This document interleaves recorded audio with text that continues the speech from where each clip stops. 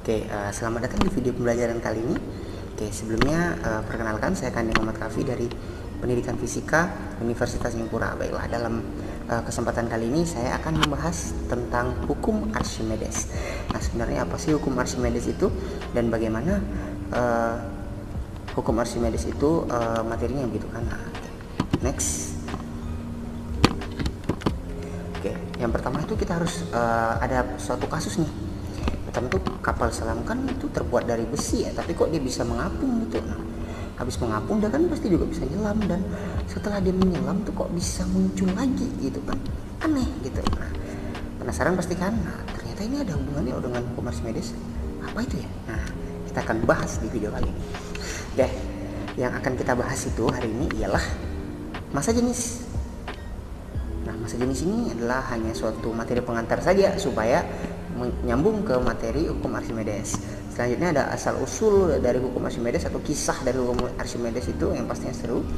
Yang selanjutnya ada hukum Archimedes itu sendiri, dan nah yang keempat ini rahasia. Oke, yang pertama kita akan langsung bahas ke materi yang pertama saja, yaitu tentang massa jenis, sebuah materi pengantar saja. Oke, jadi di sini singkat saja, massa jenis itu adalah perbandingan antara massa suatu benda dengan volume benda tersebut. Nih, massa jenis itu menunjukkan tingkat kerapatan dari molekul benda tersebut. Jadi nah biasanya ini massa jenis itu bisa juga disebut densitas atau bisa juga disebut kerapatan molekul. Contohnya ini bisa teman-teman lihat ya pada gambar di sini, yaitu massa jenis ini kan gambar apa nih? Gambar air dengan minyak gitu kan. Nah, nih bisa kita lihat ya, cairan dengan massa jenis lebih kecil itu biasanya akan berada di atas cairan dengan massa jenis yang lebih besar. Nah, contohnya minyak dan air. Nah, minyak itu kan massa jenisnya lebih kecil tuh dibanding air. Biasanya minyak itu yang di atas kan, selalu kayak gitu. Kebalikannya air yang di bawah, kecuali air dengan madu atau air dengan sesuatu cairan yang lebih kental. Nah, biasanya air yang di atas, cairan tersebut yang di bawah, seperti itu. Oke. Untuk persamaan matematis dari massa jenis itu sendiri bisa kita lihat di sini ya. Nah, massa jenis itu dilambangkan dengan rho, itu sama dengan massa dibagi volume nih kan, perbandingan antara massa dengan volume. Jadi M per V. V-nya ini V besar ya, bukan V kecil. Itu volume, bukan velocity gitu. Nah, untuk memudahkan teman-teman itu bisa pakai love seperti ini aja. Jadi teman-teman gambar hati seperti ini, lalu dibelah di tengahnya dengan per gitu, jadi M per V. Oke, next, yaitu asal usul hukum Archimedes. Di sini juga akan saya jelaskan singkat. Jadi ceritanya itu zaman dulu itu ada raja kan yang meragukan mahkota yang digunakannya apakah itu terbuat dari emas murni atau oplosan. Nah, jadi dia tuh minta bantu ke si paling pemikir zaman itu, siapa lagi, yaitu Archimedes. Nah, Archimedes itu pun akhirnya ya menyanggupi karena itu kan perintah dari raja begitu. Nah, tapi masalahnya Archimedes tuh nggak ngerti cara mengukur volume tersebut. Dia pun terus berpikir sampai dia pun mandi itu berpikir terus. Nah, sampai dia mandi, dia melihat tuh air dalam baknya tuh meluber kan. Dia mandi di bathtub itu, kok airnya ini meluber. Seiring dia memasukkan badannya. Nah, jadi dia pun langsung terpikir kalau volume air yang meluber sama dengan volume tubuhnya yang masuk. Langsung saja dia tuh teriak, "Eureka, Eureka!" gitu kan, saking semangatnya. Dan dia pun langsung keluar dari bak tersebut tuh tanpa seutas benang pun gitu. Nah, akhirnya dia pun menunjukkan kepada raja kan dengan suatu perhitungan, ternyata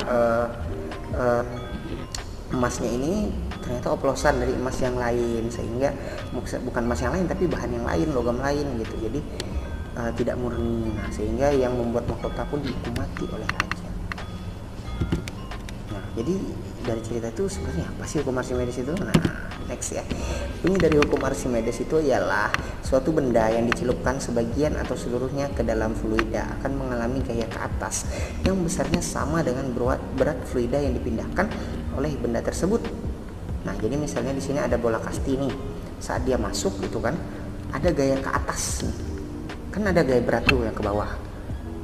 Selain itu ada gaya yang mendorongnya ke atas. Sebesar apa? Sebesar volumenya. Jadi misalnya di sini bola kasti, yang berarti air yang naiknya itu atau gaya ke atasnya itu sama dengan volume bola kasti itu sendiri gitu. Nah, dari hukum Archimedes memiliki 3 keadaan: terapung, melayang, tenggelam.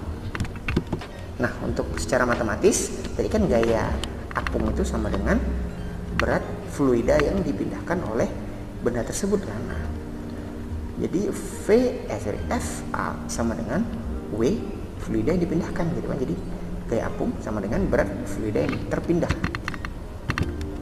Nah, kita tahu sendiri bahwa FA itu sama dengan M dikali G. Jadi FA sama dengan W FG tadi itu MG. Nah, tadi kita tahu dari massa jenis bahwa rho sama dengan M per V. Jadi M sama dengan ya rho kali V kali G. Nah, ini dia rumus dari gaya apung, yaitu rho kali G kali V. Tapi untuk dimana FA nya itu adalah gaya apung atau gaya angkat ke atas oleh fluida, rho nya itu massa jenis fluida, dan V nya itu V besar ya harusnya. Di sini ada sedikit kesalahan, yaitu volume benda yang tercelup, dan G itu adalah gravitasi. Next ialah 3 posisi tadi kan, yaitu terapung, melayang, dan tenggelam. Nah, secara umum terapung itu bendanya masih tampak di permukaan, lalu kalau melayang bendanya udah ada sepenuhnya di cairan, dan kalau tenggelam itu bendanya itu berada di dasar cairan gitu. Oke, kita akan lebih bahas lebih lengkap di sini ya. Terapung. Nah, sebuah benda itu bisa disebut terapung jika hanya sebagian benda yang tercelup dalam fluida sehingga ada permukaan bagian yang muncul di permukaan atas. Nah, dalam persamaan matematisnya ini memenuhi hukum 1 Newton, yaitu sigma F sama dengan 0 karena apa? Bendanya itu tidak gerak gitu ya. Nah, ya kita langsung saja di sini. Sigma F ya kan, F apa yang bekerja di sini? Ada gaya apung, gaya angkat ke atas, dan W. Nah, di sini terserah ya mana yang mau negatif yang positif, tapi karena dia ini saling berbeda arah, jadi harus ada negatif ada yang positif gitu. Nah, jadi kan sama aja, FA sama dengan W. W tadi apa? M kali G. M itu rho kali V. Nah, karena ini W nya itu W benda, jadi rho B kali VB kali G. Nah, di sini massa gaya angkatnya itu kan oleh si fluida kan, jadi rho nya rho siapa? Rho fluida. V nya benda yang tercelup, misalnya di sini nih ada benda yang tercelup. Nah, itulah dia volumenya. Dan G adalah kecepatan gravitasi, karena kecepatan gravitasi itu di bumi kan, sama-sama di bumi, jadi percepatannya sama, bisa kita coret kayak gini. Nah, kita coret ya. Oke. Setelah kita coret didapatlah persamaannya, yaitu rho F kali VBF sama dengan rho B kali VB. Nah, kalau diubah bisa jadi rho B per rho F sama dengan VF sama per VB. Untuk yaitu syaratnya VF harus lebih kecil dari VB, dan VF per VB itu harus kurang dari 1 gitu. Next adalah benda yang melayang. Nah, benda itu dapat dikatakan melayang dalam zat cair apabila posisi benda di bawah permukaan zat cair dan di atas dasar tempat zat cair tersebut. Jadi itu antara ada dan tiada gitu ya. Jadi dikatakan tenggelam pun tidak, dikatakan ngapung pun tidak gitu. Contohnya ini adalah air telur yang dimasukkan ke dalam air yang ditambahkan sedikit garam.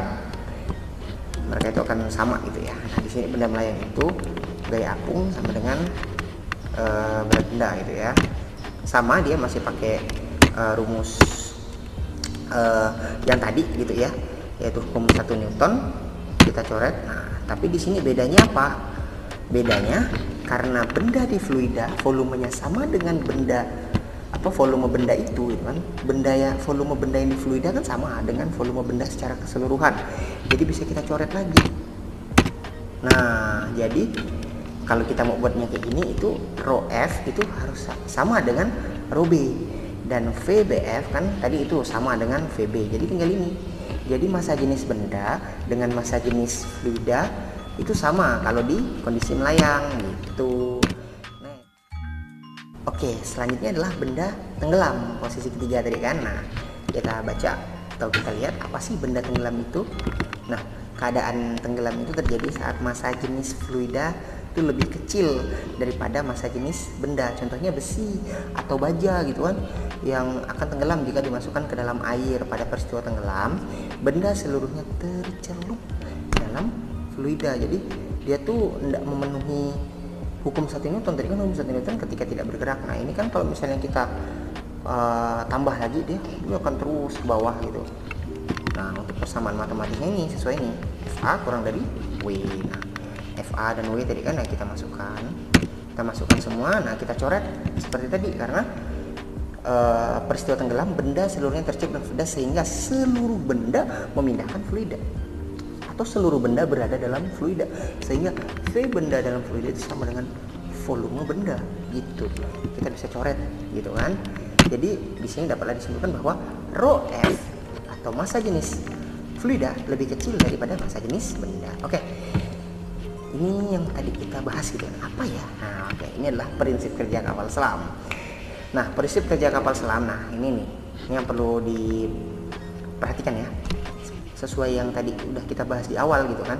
Nah, kapal selam dapat mengapung, melayang dan tenggelam karena prinsip dari hukum Archimedes yang menyatakan apa? Bahwa benda yang diletakkan di air akan memiliki gaya angkat ke atas sama besar dengan berat air yang dipindahkan. Nah, gaya ke atas ini bertindak sebagai gaya apung yang berlawanan dengan gaya gravitasi. Oke, kapal selam dapat mengatur besarnya gaya ini dengan memiliki tangki pemberat. Nah, yang dapat diisi bergantian dengan air atau udara kalau dia mau. Nih ya. Saat mau terapung berarti diisi udara ballast tanknya tuh supaya gaya angkatnya itu lebih besar sehingga si kapal selamnya ini bisa terapung. Nah, kalau tenggelam tangki pemberat diisi air dan udara secara bersamaan. Nah, di tangki pemberat dikeluarkan dari kapal selam sampai berat kapal tuh meningkat menjadi lebih besar dari air di sekitarnya, dan kapal selam itu bisa mulai tenggelam. Nah, saat kapal selam melayang yang dilakukan akan sama ya dengan posisi tenggelam, tapi disesuaikan supaya massa jenis kapal selam itu lebih atau sama dengan massa jenis air di sekitarnya gitu, sehingga dia bisa tenggelam, melayang dan terapung gitu. Karena adanya ini ya, yang tadi posisi terapung itu air dikeluarkan dari tangki pemberat gitu kan, semuanya dikeluarkan supaya dia ringan dan bisa naik ke atas. Itulah dia tadi jawaban untuk pertanyaan kita yang awal tadi. Oke, terima kasih ya telah menyaksikan video ini. Oke, jangan kemana-mana dulu, kita akan melakukan percobaan tentang hukum Archimedes. Jadi stay tune ya.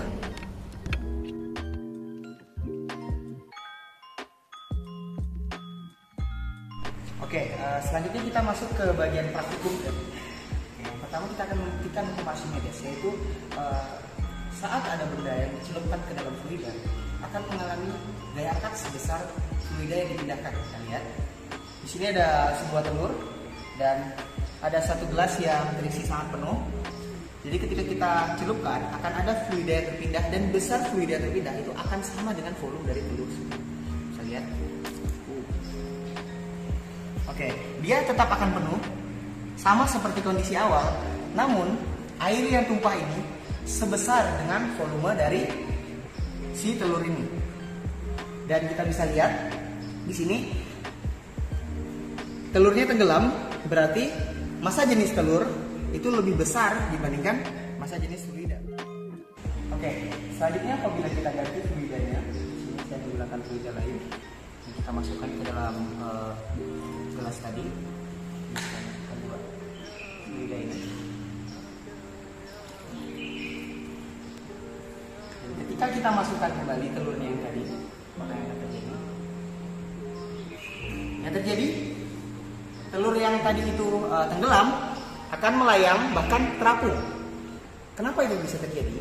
Karena air yang saya baru masukkan tadi adalah air garam, yang mana garam tadi itu menambah massa jenis dari cairan, sehingga massa jenis cairan akan menjadi lebih besar atau sama dengan telur, sehingga telur tadi itu tidak tenggelam, melainkan melayang atau malah terapung. Ini membuktikan hukum Archimedes yang memiliki 3 posisi benda, yaitu melayang, tenggelam, dan terapung. Terima kasih.